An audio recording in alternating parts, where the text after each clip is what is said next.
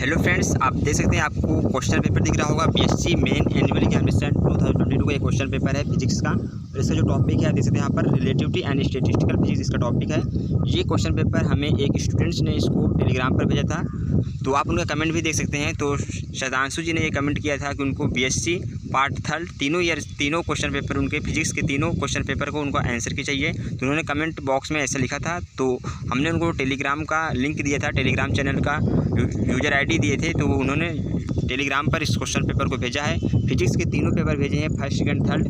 तो आज की इस वीडियो में हम पेपर फर्स्ट देख सकते हैं, यहाँ पर है रिलेटिविटी एंड स्टैटिस्टिकल फिजिक्स। इसके हम क्वेश्चन के आंसर देखेंगे, सोल्यूशन सही देखेंगे स्टेप बाय स्टेप। अगर आपने कुछ भी नहीं पढ़ा तब भी आपको सारे क्वेश्चन समझ में आएंगे, और आपको अगर आप 2023 में एग्जाम देने वाले हैं तो आप सभी के लिए काफ़ी हेल्पफुल होगा। तो आप वीडियो को स्टार्ट से लेकर लास्ट तक जरूर देखिएगा। तो आप पहले बात हम इसके कुछ जान लेते हैं इस क्वेश्चन पेपर के बारे में। तो यहाँ देख सकते हैं, यहाँ पर क्वेश्चन बुकलेट नंबर भी आप देख सकते हैं यहाँ पर, और जो क्वेश्चन बुकलेट सीरीज है वो आर है। यहाँ पर जो मैक्सिमम अंक है यानी मैक्सिमम मार्क्स 50 का है, और टाइम आपको 2 आवर्स का टोटल टाइम आपको मिला है। तो ये क्वेश्चन पेपर देख सकते हैं यहाँ पर है BSc main annual examination 2022 relativity and statistical physics इसका टॉपिक है। अब बात करते हैं थोड़ा इसके कितने क्वेश्चन आपको करना है। तो यहाँ पर देख सकते हैं, यहाँ पर है परीक्षार्थियों के लिए निर्देश लिखा हुआ है। यहाँ पर प्रश्न पुस्तिका को तब तक न खोलें, यहाँ पर देख सकते हैं प्रश्न पुस्तिका को तब तक न खोलें जब तक आपसे कहा न जाए। प्रश्न पुस्तिका में 100 प्रश्न है, परीक्षार्थी को सभी 100 प्रश्नों को केवल दी गई OMR आंसर शीट पर ही हल करना है। प्रश्न पुस्तिका पर नहीं सभी प्रश्नों के अंक समान हैं। प्रश्नों के उत्तर अंकित करने से पूर्व प्रश्न पुस्तिका तथा OMR आंसर शीट को सावधानीपूर्वक देख लें। दोषपूर्ण प्रश्न पुस्तिका जिसमें कुछ भाग छपने से छूट गए हों, या प्रश्न एक से अधिक बार छप गए हों, या उसमें किसी अन्य प्रकार की कमी हो तो उसे तुरंत बदल लें। तो देख सकते हैं यहाँ पर है, तो यहाँ पर निर्देश हमने आपको पढ़ के दिखा दिया। इंस्ट्रक्शन टू द एग्जामिनी, परीक्षार्थियों के निर्देश। तो आपको इस सभी बातों को ध्यान रखना है। चलिए देखते हैं हम क्वेश्चन पेपर देख सकते हैं यहाँ पर क्वेश्चन फर्स्ट है। नहीं, तो टोटल आपको 100 क्वेश्चन हैं इस क्वेश्चन पेपर में, और 100 में आपको सभी क्वेश्चन के आंसर देने हैं। और टोटल इसमें 50 मार्क्स का ये क्वेश्चन पेपर है, यानी 1 क्वेश्चन अगर आप करेक्ट करते हैं तो आपको 1/2 मार्क्स यानी कि आधा नंबर मिलता है। अगर आप 2 क्वेश्चन का आंसर देते हैं तो आपको 1 मार्क्स मिलता है। तो ये क्वेश्चन पेपर का पैटर्न है। तो चलिए देखते हैं इसका हम सोल्यूशन के बारे में देख लेते हैं, इसके आंसर की भी हम आपको बताएंगे। तो आप फर्स्ट क्वेश्चन देख लेते हैं। तो क्वेश्चन आपको हिंदी एंड इंग्लिश दोनों में है, तो आप जिसमें कंफर्टेबल हो उसमें आप आंसर देख सकते हैं। तो आपको जो क्वेश्चन पेपर मिलेगा उसमें हिंदी एंड इंग्लिश दोनों तरह के क्वेश्चन टाइप्स रहेंगे, यानी हिंदी में भी टाइप रहेगा और इंग्लिश में भी। देखते हैं हम फर्स्ट क्वेश्चन। क्लासिकल सांख्यिकी में कण है। ऑप्शन ए प्रभेद, ऑप्शन बी अप्रभेद, ऑप्शन सी आंशिक प्रभेद, ऑप्शन डी आंशिक अप्रभेद। यही क्वेश्चन देख सकते हैं यहाँ पर इंग्लिश में। In classical statistics the particles are, option A distinguishable, option B है इनडिस्टिंग्विशेबल, ऑप्शन सी है पार्शियली डिस्टिंग्विशेबल, ऑप्शन डी है पार्शियली इनडिस्टिंग्विशेबल। तो यहाँ पर 4 ऑप्शन है, हिंदी में भी है और इंग्लिश में भी है। तो इस क्वेश्चन का जो करेक्ट आंसर हो जाएगा वो होगा ऑप्शन ए प्रभेद, या फिर आप इसको कह सकते हैं डिस्टिंग्विशेबल। यानी जो क्लासिकल स्टैटिस्टिक्स होता है, क्लासिकल स्टैटिस्टिक्स वो होता है डिस्टिंग्विशेबल होता है। तो क्वेश्चन नंबर फर्स्ट का ऑप्शन ए इसका करेक्ट आंसर था। तो जो स्टूडेंट्स ने ऑप्शन ए इसका मैच किया था, ऑप्शन ए टिक करके आए हैं, या फिर ऑप्शन ए बबल्स को रंगीन किए हैं OMR शीट में, तो उनका क्वेश्चन सही है। और उनको इस क्वेश्चन के लिए 1/2 मार्क्स यानी कि 0.5 मार्क्स मिलेगा, क्योंकि एक क्वेश्चन करेक्ट करने पर 0.5 मार्क्स आपको मिलेगा, और 2 क्वेश्चन करेक्ट करते हैं अगर आप तो आपको 1 मार्क्स मिलेगा। देखते हैं नेक्स्ट क्वेश्चन, क्वेश्चन नंबर 2 देख लेते हैं। क्वांटम सांख्यिकी में प्रारंभिक कला की कोशिका का न्यूनतम आकार h⁻³ होता है। तो ये थ्योरी है, सिंपल एक लाइन की थ्योरी है। अगर आपने भी स्टैटिस्टिक्स पढ़े होंगे, statistics and relativity and statistical physics, तो आपको ये पता होगा क्वांटम सांख्यिकी में जो प्रारंभिक कला की कोशिका है उसका न्यूनतम आकार h⁻³ होता है। तो क्वेश्चन नंबर 2 का ऑप्शन सी इसका करेक्ट आंसर हो जाएगा h⁻³। तो देख सकते हैं जो स्टूडेंट्स क्वेश्चन पेपर सेंड किए उन्होंने भी ऑप्शन सी इसका मैच किया था, तो उनका ये क्वेश्चन का आंसर सही है। अब देखते हैं नेक्स्ट क्वेश्चन। अगला क्वेश्चन है क्वेश्चन नंबर 3। गैस के अणुओं के औसत वेग का सूत्र है। तो यहाँ पर ऑप्शन दे सकते हैं, यहाँ पर ऑप्शन ए है √2 kT/m। यहाँ पर जो की है वो बोल्ट्जमैन कांस्टेंट है, या फिर बोल्ट्जमैन नीतांक है, और यहाँ पर जो टी है वो टेम्परेचर है या फिर ताप है, और यहाँ पर के बोल्ट्जमैन कांस्टेंट है। तो ऑप्शन भी देख लेते हैं, √4 kT/m, और ऑप्शन सी है √8 kT/m, ऑप्शन डी उपरोक्त में से कोई नहीं। तो हम इसका भी फार्मूला आपको पता होगा औसत वेग का। चलिए हम आपको अगर नहीं पता है तो हम आपको बता देते हैं। तो पहले आपको ये भी पता होना चाहिए कि जो मोस्ट प्रोबेबल स्पीड है या प्रायिकतम चाल है वो उसका फार्मूला होता है √2 kT/m। तो आपको 3 फार्मूला यहाँ पर बनता है, प्रायिकतम चाल, वर्ग माध्यमूल चाल और औसत चाल। तो आपको तीनों ही पता होने चाहिए, और इसी को इंग्लिश में अगर कहेंगे हम तो प्रायिकतम चाल को कहते हैं मोस्ट प्रोबेबल वेलोसिटी, और औसत चाल को कहते हैं एवरेज स्पीड, और वर्ग माध्य मूल चाल को कहते हैं रूट मीन स्क्वायर वेलोसिटी। तीनों ही फार्मूला यहाँ पे हैं, आपको तीनों ही फार्मूला पता होना चाहिए। अगर आप 2023 में एग्जाम देने वाले हैं तो अगर इस बार जैसे पूछा गया औसत वेग, तो आपसे RMS यानी VRMS स्पीड पर क्वेश्चन बन सकता है, या फिर VMP पर या मोस्ट प्रोबेबल स्पीड पर, या फिर प्रायिकतम चाल पर आपसे क्वेश्चन पूछ लेगा, क्योंकि हमेशा ये क्वेश्चन इन तीनों फार्मूले से किसी न किसी एक फार्मूला पर क्वेश्चन बन जाता है एग्जाम में। तो आपको तीनों ही फार्मूला पता होना चाहिए। तो यहाँ पर तीनों फार्मूला लिख दे रहे हैं। तो यहाँ पर प्रायिकतम चाल की जो फार्मूला है वो √2kT/m है। अब लिख देते हैं यहाँ पर जो क्वेश्चन पूछा था हमसे औसत वेग का या फिर एवरेज स्पीड का, तो एवरेज स्पीड का फार्मूला होता है √8kT/m। तो ये हो गया फार्मूला एवरेज स्पीड का। और एक होता है वर्ग माध्य मूल चाल या फिर रूट मीन स्क्वायर स्पीड, तो VRMS, इसका फार्मूला होता है √3kT/m। यहाँ पर जो K है हमने आपको बता दिया बोल्ट्जमैन कांस्टेंट है, T टेम्परेचर है और M मास है। तो आपको ये मोस्ट प्रोबेबल स्पीड, औसत चाल या फिर एवरेज स्पीड और VRMS root mean square speed, तीनों ही फार्मूला आपको पता होना चाहिए। या फिर आप इसका स्क्रीनशॉट भी ले सकते हैं, या फिर आपको इसको कहीं अपने नोट्स में लिख लीजिए, क्योंकि इन तीनों फार्मूले से आपको एग्जाम में ज़रूर क्वेश्चन मिलेंगे, चाहे आप 2023 में एग्जाम दें या 2024 में, या किसी भी आप यूनिवर्सिटी से बिलोंग करते हैं। ये सभी यूनिवर्सिटी के लिए क्वेश्चन यहाँ से बनता है और ये हर ईयर्स पूछा जाता है। जैसे पिछली बार कानपुर यूनिवर्सिटी में हमने बहुत सारे क्वेश्चन डिस्कस किए हैं, Agra university, Allahabad state university, professor Rajendra Singh Rajju Bhaiya university, यानी बहुत सारी यूनिवर्सिटी में इससे एग्जाम में पूछे गए हैं क्वेश्चन और दिखे भी है। इससे पहले भी हमने बहुत सारे वीडियो यूट्यूब पर अपलोड किए हैं, जैसे BSc थर्ड ईयर के प्रीवियस इस क्वेश्चन पेपर 2020-21 के हमने डाल रखे हैं सारे वीडियोज़। तो अगर आप भी उन सभी वीडियोज़ देखना चाहते हैं तो उस सभी वीडियो को प्लेलिस्ट आपको इस वीडियो के लास्ट में मिल जाएगा, तो आप वहां से क्लिक करके उन सभी वीडियोज़ को देख सकते हैं, जो कि बहुत ही इंपॉर्टेंट है। और अगर आप 2023 में देने वाले हैं तो उन सबको आप जरूर ही देखिएगा। चलिए देखते हैं हम नेक्स्ट क्वेश्चन। और यहाँ पर एक और यहाँ पर क्वेश्चन बन जाता है कि VMP, V एवरेज और VRMS तीनों में रिलेशन क्या है, यानी कौन से यहाँ पर सबसे बड़ा है, उससे छोटा कौन है और फिर सबसे छोटा कौन है। जहाँ पर रिलेशन पूछा जाता है तो इसको भी हम यहाँ पर डिस्कस कर दे रहे हैं। अगर आप 2023 में एग्जाम देने वाले हैं तो आपके लिए काफ़ी हेल्पफुल होगा। तो आप यहाँ देख सकते हैं, यहाँ पर √kT/m, √kT/m सभी में कॉमन है, तो इसको आप कैंसिल भी कर देंगे। तो यहाँ पर देख सकते हैं, यहाँ पर आ जाएगा √2 और यहाँ पे आ जाएगा √8/π और यहाँ पे आ जाएगा √3। तो √2 की वैल्यू होती है 1.414 और √3 की वैल्यू होती है 1.732 और यहाँ पर √8/π की जो वैल्यू होती है, पाई की वैल्यू होती है 3.14 होता है। तो इसको अगर आप निकालेंगे तो ये √8/, यहाँ पाई की वैल्यू हम रख देंगे 3.14, तो लगभग ये √2 से बड़ी वैल्यू आएगी, यानी √2 और √3 के बीच में आएगा। तो V एवरेज जो है वो हमेशा ही VMP और VRMS के बीच में होगा। तो यहाँ से ये बात क्लियर हो गई। और इसका हम आपको बता भी देते हैं यहाँ पर रिलेशन क्या होगा, यहाँ पर हम लिख देते हैं। तो सबसे बड़ा यहाँ पर जो होगा √3 की वैल्यू है, यानी कि VRMS, यहाँ पर VRMS सबसे बड़ा है। फिर उसके बाद क्या है, V एवरेज हमारा है, क्योंकि √8/π इसकी जो वैल्यू आएगी वो √2 और √3 के बीच में आएगी। √2 से बड़ा आएगा और √3 से छोटा आएगा। तो यहाँ पे जो आ जाएगा हमारा वो V एवरेज बीच में होगा, यानी सबसे बड़ी VRMS स्पीड, फिर उसके बाद V एवरेज और सबसे कम होगा हमारा VMP या फिर प्रायिकतम चाल। चलिए इसको हम ठीक से फिर से क्लियर से लिख दे रहे हैं यहाँ पर, ताकि आपको समझ में आ जाए, कोई मिस ना हो आपसे। तो यहाँ पर VRMS यानी कि वर्ग माध्य मूल चाल या फिर VRMS root mean square speed सबसे बड़ी होगी। फिर उससे बाद होगा V एवरेज यानी औसत चाल, और फिर सबसे कम होगा यहाँ पर VMP या फिर प्रायिकतम चाल या फिर मोस्ट प्रोबेबल स्पीड। तो ये रिलेशन भी आपको पता होना चाहिए, इससे भी क्वेश्चन आपको एग्जाम में जरूर दिखेंगे। और इन तीनों फार्मूले से आपको 1-2 क्वेश्चन तो एग्जाम में मिलेंगे ही मिलेंगे, चाहे आपका पेपर सब्जेक्टिव हो या फिर ऑब्जेक्टिव। अगर सब्जेक्टिव है तो आपको न्यूमेरिकल टॉपिक्स क्वेश्चन मिलेंगे, आपको कुछ वैल्यू दे दिया जाएगा और आपको इसी फार्मूले में रख कर आपको आंसर निकालना होगा। तो तीनों ही फार्मूला बहुत ही इंपॉर्टेंट है, तो मैं बार बार आपको कह रहा हूँ ताकि आप इसको याद कर लें, क्योंकि हमेशा एग्जाम में इससे क्वेश्चन मिलते हैं। अब देखते हैं नेक्स्ट क्वेश्चन, क्वेश्चन नंबर 4 देख लेते हैं। क्वांटम सांख्यिकी में निकाय का सूक्ष्मतम कण है। Option A electron, option B परमाणु, ऑप्शन सी अणु, ऑप्शन डी फोटॉन। तो smallest particle of the system is quantum statics is electron, क्योंकि इलेक्ट्रॉन सबसे छोटा कण है। और परमाणु भी छोटे छोटे कणों से मिलकर बने होते हैं, और अणु फोटॉन, तो सबसे यहाँ पर जो छोटा होगा स्मॉलेस्ट पार्टिकल है वो इलेक्ट्रॉन है। तो क्वेश्चन नंबर 1 का ऑप्शन ए इसका राइट आंसर हो जाएगा इलेक्ट्रॉन। अब देखते हैं नेक्स्ट क्वेश्चन, अगला क्वेश्चन देख लेते हैं। क्वेश्चन नंबर 5 है, क्वेश्चन नंबर 5 है उष्मागतिकी के नियमों की कुल संख्या है। तो आपने थर्मोडायनेमिक्स के लॉ पढ़े होंगे, लॉ ऑफ थर्मोडायनेमिक्स। तो ये क्वेश्चन इंग्लिश में the total number of law of thermodynamics are.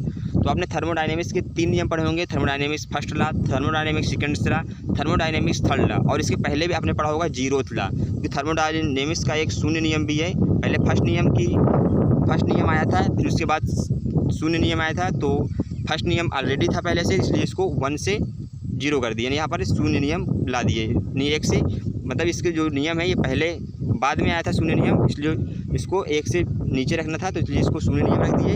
और फिर यहाँ पर जो शून्य नियम है वो साम्यावस्था का नियम है। और यहाँ पर जो फिर ऊष्मागतिकी का first law, second law, third law, तो यहाँ पर 4 नियम है। तो फोर्थ लॉ है आप थर्मोडायनेमिक्स के। तो क्वेश्चन नंबर इसका देख लेते हैं, ऑप्शन इसका डी करेक्ट आंसर हो जाएगा 4। अब देखते हैं नेक्स्ट क्वेश्चन, अगला क्वेश्चन है क्वेश्चन नंबर 6 देख लेते हैं। क्वेश्चन नंबर 6 है न्यूट्रिनो का चक्रण होता है। यही क्वेश्चन इंग्लिश में आप देख सकते हैं, यहाँ पर है the spin off neutrino is. तो यहाँ पर ऑप्शन भी आप देख सकते हैं, ऑप्शन ए है 2, ऑप्शन बी है 3/2, ऑप्शन सी है 1/2, ऑप्शन डी है 1। तो न्यूट्रिनो पहले हम थोड़ा इसके बारे में जान लेते हैं कि न्यूट्रिनो है क्या, और हमसे स्पिन पूछा गया है न्यूट्रिनो की। तो न्यूट्रिनो मेसांस के समूह में आते हैं, और ये जो न्यूट्रिनो वो फर्मियांस के समूह में आता है। फर्मियांस क्या होते हैं तो आपको पता होगा, फर्मियांस जैसे इलेक्ट्रॉन प्रोटॉन ये सारे ही फर्मियांस के अंदर आते हैं, और इन सभी का स्पिन हाल्फ इंटीजर होता है। तो न्यूट्रिनो जो है वो फर्मियांस के अंतर्गत आते हैं, फर्मियांस के अंतर्गत आते हैं, और फर्मियांस के अंतर्गत आने वाला एक कण है। और इसकी जो ये पहली बार 1930 ईस्वी में स्विस वैज्ञानिक वोल्फगैंग पाउली द्वारा इसको स्वीकार किया गया था या फिर देखा गया था। इसके विद्युत उदासीन प्रवृत्ति के कारण इसे न्यूट्रिनो नाम दिया गया। तो हमने आपको बता दिया न्यूट्रिनो नाम इसका क्यों रखा गया, क्योंकि इसकी जो प्रवृत्ति है वो उदासीन है, और फर्मियांस समूह की होने की वजह से इसका जो स्पिन है वो हाल्फ इंटीजर होता है, यानी कि 1/2। तो इसका जो स्पिन है या चक्रण है वो 1/2 है, और ये फर्मियांस के अंतर्गत आता है, फर्मियांस के समूह में आता है, इसलिए ये फर्मी डिराक सांख्यिकी को ओबे करता है। फर्मी डिराक सांख्यिकी को ओबे करता है, इसलिए ये फर्मियांस कहलाएंगे। और यहाँ पर जो न्यूट्रिनो है वो भी फर्मी डिराक सांख्यिकी के अंतर्गत आएगा, और इसका जो स्पिन है वो 1/2 यानी कि हाफ होता है। और जो न्यूट्रिनो है वो फर्मियांस के समूह के अंदर आने वाला एक कण है। तो इसका जो नाम है यानी न्यूट्रिनो, इसका नाम क्यों रखा गया ये भी हमने आपको बता दिया, क्योंकि इसकी जो प्रवृत्ति है वो उदासीन प्रवृत्ति की है। उदासीन प्रवृत्ति के होने के कारण इसको न्यूट्रिनो नाम दिया गया, क्योंकि न्यूट्रल तो इसका नाम न्यूट्रिनो पड़ा। तो क्वेश्चन नंबर 6 का ऑप्शन सी इसका राइट आंसर हो जाएगा 1/2। आई होप ये समझ में आपको क्वेश्चन आया होगा कि इसका नाम न्यूट्रिनो क्यों पड़ा, और इसकी पहले बार ये सामने कब आया या फिर अस्तित्व में कब आया। तो स्विस के वैज्ञानिक है वोल्फगैंग पाउली द्वारा इसको स्वीकार किया गया था या फिर देखा गया था। अब देखते हैं नेक्स्ट क्वेश्चन, अगला क्वेश्चन है क्वेश्चन नंबर 7 देख लेते हैं। एक विमीय आवर्ती दोलक की शून्यांकी ऊर्जा होती है। Option A 0, option B 1/2 hν, option C hν, option D उपरोक्त में से कोई नहीं। ये क्वेश्चन इंग्लिश में देख सकते हैं, यहाँ पर है the 0 point energy of 1 dimension oscillator is. तो इसका जो करेक्ट आंसर हो जाएगा, यानी जो शून्य ऊर्जा है, शून्यांकी ऊर्जा, स्मॉलेस्ट पॉसिबल एनर्जी को शून्य ऊर्जा कहते हैं। तो यहाँ पर जो 0 पॉइंट एनर्जी है वो एक तरह का लोवेस्ट पॉसिबल एनर्जी है, और वो क्वांटम मैकेनिक्स फिजिकल सिस्टम में होता है। हम देख सकते हैं यहाँ पर 0 point energy of 1 dimension oscillator की, तो हमको स्मॉलेस्ट एनर्जी जो है वो 0 पॉइंट एनर्जी कहलाती है। तो इसका जो फार्मूला होता है वो hν/2 होता है। तो ऑप्शन से मैच कर सकते हैं, तो आप पर ऑप्शन बी इसका मैच कर रहा है 1/2 hν। तो क्वेश्चन नंबर 7 का ऑप्शन बी इसका राइट आंसर होगा। अगर आपको किसी क्वेश्चन में डाउट्स है तो आप हमसे कमेंट करके पूछ सकते हैं, या अगर आपको लगता है कोई और ऑप्शन इसका करेक्ट है तो आप ये कमेंट बॉक्स में हमें बता देना ज़रूर, और क्यों करेक्ट है ये भी आप उसका कारण भी ज़रूर बताइएगा। तो देखते हैं नेक्स्ट क्वेश्चन नंबर 8 देख लेते हैं। क्वेश्चन नंबर 8 है पृथ्वी एक अजड़त्वीय तंत्र है, उपरोक्त कथन है। ऑप्शन ए असत्य, ऑप्शन बी सत्य, ऑप्शन सी ए तथा बी दोनों, ऑप्शन डी ज्ञात नहीं है। एक क्वेश्चन इंग्लिश में, earth is a non inertial frame, the above statement is. Option A false, option B true, option C A and B both, option D unknown. तो इसका जो करेक्ट आंसर हो जाएगा वो ऑप्शन बी होगा, यानी पृथ्वी एक अजड़त्वीय तंत्र है। तो इसका जो कथन है ये सत्य है, तो इस क्वेश्चन का ऑप्शन बी इसका राइट आंसर हो जाएगा। और इसके आसपास की भी हम कुछ चीज़ें डिस्कस करेंगे जो कि आपको एग्जाम में पूछा जा सकता है 2023 में या फिर आने वाले ईयर्स में, तो आपको ये पता होना चाहिए। तो पृथ्वी जो है वो अजड़त्वीय तंत्र है, और पृथ्वी को जो छोटी दूरी या कम वेग और कम त्वरण से चलने वाली वस्तुओं के लिए जड़त्वीय तंत्र माना जाता है। और वैसे पृथ्वी होता है अजड़त्वीय तंत्र, लेकिन छोटी दूरियां या फिर कम दूरी, कम वेग और कम त्वरण से चलने वाली वस्तुओं के लिए पृथ्वी को जड़त्वीय तंत्र माना जाता है।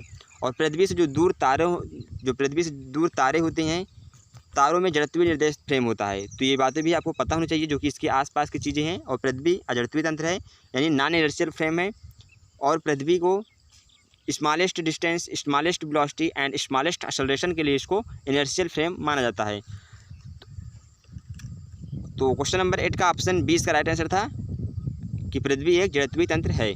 तो देखते हैं नेक्स्ट क्वेश्चन, क्वेश्चन नंबर 9 देख लेते हैं। क्वेश्चन नंबर 9 है, एक कण लेबोरेटरी फ्रेम में 2.8 × 10⁸ मीटर पर सेकंड की चाल से गति कर रहा है, जिसका जीवन काल 2.5 × 10⁻⁷ सेकंड है। उचित या निजी समय अंतराल दीजिए। तो 4 ऑप्शंस गिवन है। तो क्वेश्चन आप इंग्लिश में पढ़ सकते हैं। In the laboratory the life time of a particle moving with velocity 2.8 × 10⁸ metre per second is found to be 2.5 × 10⁻⁷ second. It's proper life time is. तो यहाँ पर हमको क्या गिवन है, देख सकते हैं यहाँ पर। तो यहाँ पर वेलोसिटी गिवन है v 2.8 × 10⁸ metre per second question में गिवन है। और यहाँ पर देख सकते हैं यहाँ पर क्या गिवन है, लाइफ टाइम गिवन है। तो यहाँ पर टी डैश की वैल्यू गिवन है कितना, 2.5 × 10⁷ सेकंड, ये गिवन है क्वेश्चन में। और हमसे पूछा गया है प्रॉपर लाइफ टाइम इज। तो प्रॉपर लाइफ टाइम यानी कि टी जीरो की वैल्यू हमको निकालना है। और क्वेश्चन में हमको वी टी डैश की वैल्यू गिवन है। तो यहाँ पर हम एक फार्मूला यूज करेंगे जो कि बहुत ही सिंपल सा फार्मूला है। आपने इसको पढ़ा भी होगा और आपको पता भी होगा। T dash equal to T0 upon √1 - v²/c²। यहाँ पर जो टी डैश है वो ऑब्जर्वर्स टाइम से, जो कि यहाँ क्वेश्चन में गिवन है, जिसका जीवन काल तो ऑब्जर्वर्स का टाइम है। और यहाँ पर T0 हमको प्रॉपर लाइफ टाइम निकालना है। और वी की वैल्यू क्वेश्चन में गिवन है 2.8 × 10⁸ मीटर पर सेकंड। तो यहाँ पर वैल्यू पुट कर हम T0 की वैल्यू निकाल लेंगे। चलिए इसको थोड़ा हम सॉल्व कर लेते हैं। तो टी डैश की वैल्यू कितना गिवन है क्वेश्चन में, यहाँ पर 2.5 × 10⁻⁷ सेकंड गिवन है। और इक्वल टू ये हो जाएगा T0 अपॉन √1 - v² की वैल्यू। तो यहाँ पर या फिर इसको हम लिख सकते हैं v/c का स्क्वायर लिख सकते हैं, पूरे होल स्क्वायर भी कर सकते हैं यहाँ पर। तो यहाँ हम v/c का स्क्वायर इसको लिख देंगे। तो यहाँ पर v की वैल्यू कितना गिवन है क्वेश्चन में, 2.8 × 10⁸ मीटर पर सेकेंड। और यहाँ पर c क्या है, स्पीड ऑफ लाइट से, उसकी वैल्यू होती है 3 × 10⁸ मीटर पर सेकेंड, ये भी होता है। इसको पूरे का हम स्क्वायर कर देंगे क्योंकि यहाँ पर v²/c² है। तो इसको हम v/c पूरे होल स्क्वायर भी लिख सकते हैं। तो यहाँ से 10⁸ को 10⁸ से कैंसिल कर देंगे। और यहाँ से 2.8/3 इसको आप डिवाइड कर लीजिएगा। तो इसको थोड़ा हम और कुछ इसको सॉल्व कर देते हैं कुछ स्टेप। तो यहाँ पर हम T0 निकालेंगे। तो यहाँ पर मल्टीप्लाई हो जाएगा टी डैश का। तो यहाँ पर टी डैश को लेते हैं 2.5 × 10⁻⁷ मल्टीप्लाई बाई जो भी हमने निकाला था वैल्यू रूट में था 1 - v²/c² और वो कैंसिल आउट हो गया था। तो 2.8/3 ये होल स्क्वायर, ये इतना आया था। इसको हम पक्षांतर कर लिए। तो यहाँ पर T0 की वैल्यू हमको निकालना है। तो इतनी वैल्यू आ गई। तो इसको थोड़ा हम और सॉल्व करेंगे। तो हो जाएगा ये 2.5 × 10⁻⁷ और ये हो जाएगा रूट में 1 - अगर इसको हम थोड़ा सॉल्व करें तो लगभग किया जाएगा 14/15² यानी 14/15 का स्क्वायर। तो 196/225। तो इसको आप सॉल्व करेंगे। अब इतनी वैल्यू आ गई, हमने स्क्वायर यहाँ पर 14 का स्क्वायर 196 आ जाएगा और 15 का स्क्वायर 225 आ जाएगा। अब आप इसको एलसीएम लेके इसको सॉल्व करेंगे। तो इसको सॉल्व कर लीजिएगा, जो भी ऑप्शन मैच करेगा तो उसको आप टिक कर देंगे। अगर आपका कोई भी ऑप्शन नहीं मैच कर रहा है उसको सॉल्व करने पर, तो आप ऑप्शन डी भी मैच कर सकते हैं। तो देखते हैं नेक्स्ट क्वेश्चन। हम क्वेश्चन नंबर 10 देख लेते हैं। वह चाल जिस पर कण का द्रव्यमान उसके विराम द्रव्यमान का 3 गुना हो जाएगा। The speed at which the mass of a particle because 3 times of its rest mass. तो ये क्वेश्चन है। यहाँ पर क्वेश्चन क्या कह रहा है, कण का द्रव्यमान जो है m और विराम द्रव्यमान का 3 गुना है। यानी विराम द्रव्यमान यहाँ पर m0 है तो m जो है वो 3 गुना है। तो यहाँ पर हम 3 का मल्टीप्लाई कर देंगे तभी तो बराबर आएगा। यानी जो उसका मास है, द्रव्यमान है कण का, वो 3 टाइम्स है किसका, रेस्ट मास के। तो रेस्ट मास की तरफ हम 3 का मल्टीप्लाई करेंगे तो ये दोनों इक्वल आ जाएंगे। तो m = 3m0 क्वेश्चन में गिवन है। और यहाँ पे हम फार्मूला लगाएंगे m = m0 अपॉन √1 - v²/c²। तो ये फार्मूला यूज करेंगे हम। तो इसी फार्मूला में हम m के स्थान पे 3m0 रख देंगे। चलिए हम वैल्यू पुट करके देख लेते हैं। तो हो जाएगा ये 3m0 upon m0 upon √1 - v²/c²। तो यहाँ से m0 कैंसिल आउट हो जाएगा। तो इसको हम मल्टीप्लाई करेंगे या फिर त्रिज्या गुणा करेंगे आप इसको, तो आ जाएगा ये 1 - v²/c² रूट में आ जाएगा 1/3 के। तो रूट हटाएंगे, इन दोनों पक्षों को वर्क कर देंगे। तो इधर से रूट हट जाएगा, 1 - v²/c² तरफ से रूट हटेगा तो ये आ जाएगा 1/3 का स्क्वायर, तो आ जाएगा 1/9। तो इसको थोड़ा हम और सिंप्लीफाई कर लेते हैं। तो यहाँ से और सिंप्लीफाई करेंगे इसको हम।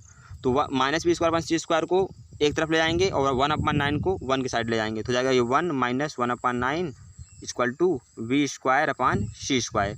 तो यहाँ से 9 एलसीएम ले लेंगे हम, तो 9 माइनस 1 आ जाएगा ये 8/9 इक्वल टू v²/c²। या अगर हम v/c की वैल्यू निकालें यहाँ से v/c, तो आ जाएगा ये 2√2/3। थोड़ा इसको और सॉल्व कर लेते हैं, तो v/c की वैल्यू आ गई यहाँ से 2√2/3। और हमसे पूछा क्या था क्वेश्चन में, वह चाल, तो हमसे v की वैल्यू यहाँ से निकालना है, तो v की वैल्यू निकालेंगे हम, तो v इक्वल टू हो जाएगा ये 2 और √2 की वैल्यू होती है 1.414 और /3 यहाँ पर c आ जाएगा, तो c की वैल्यू है 3 × 10⁸ मीटर पर सेकेंड। तो 3 से 3 कैंसिल आउट हो जाएगा, यहाँ 2 का मल्टीप्लाई करेंगे 1.41 में, तो ये आ जाएगा, इसको मल्टीप्लाई करेंगे तो हो जाएगा ये हमारा 2.82 × 10⁸ मीटर पर सेकेंड, या आप इसको हिंदी में लिख सकते हैं मीटर पर सेकेंड।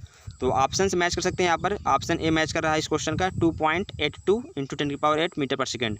तो क्वेश्चन नंबर 10 का ऑप्शन ए इसका करेक्ट आंसर हो जाएगा। और देख सकते हैं यहाँ पर जो स्टूडेंट्स ने इसको हमारे पास क्वेश्चन पेपर भेजा टेलीग्राम में, उन्होंने भी ऑप्शन ए इसका मैच किया, तो उनका क्वेश्चन ऑप्शन ए इसका करेक्ट आंसर है और उनको इस क्वेश्चन के लिए फुल मार्क्स मिलेगा। आई होप ये आपको सारे क्वेश्चन समझ में आए होंगे, हमने जो भी एक्सप्लेन किया है। तो जो स्टूडेंट्स आगे आने वाले ईयर्स में क्वेश्चन पेपर देने वाले हैं 2023 में 24 में देने वाले हैं, उनके लिए काफ़ी हेल्पफुल होगा, क्योंकि यहाँ पर हमने जो भी क्वेश्चन है उसको हमने स्टेप बाय स्टेप सॉल्व करने की पूरा कोशिश किया है। अगर वो थ्योरी बेस्ड क्वेश्चन है तो आपको थ्योरी भी थोड़ा पता होना चाहिए, तब आप इसको बहुत ही आसानी से सॉल्व कर लेंगे। तो वीडियो काफ़ी लंबी हो चुकी है, लगभग 30 मिनट्स होने वाले हैं, तो हम वीडियो को यहीं तक अब रोकेंगे। इसके आगे के जो क्वेश्चन हैं उसको हम नेक्स्ट वीडियो में कवर कराएंगे।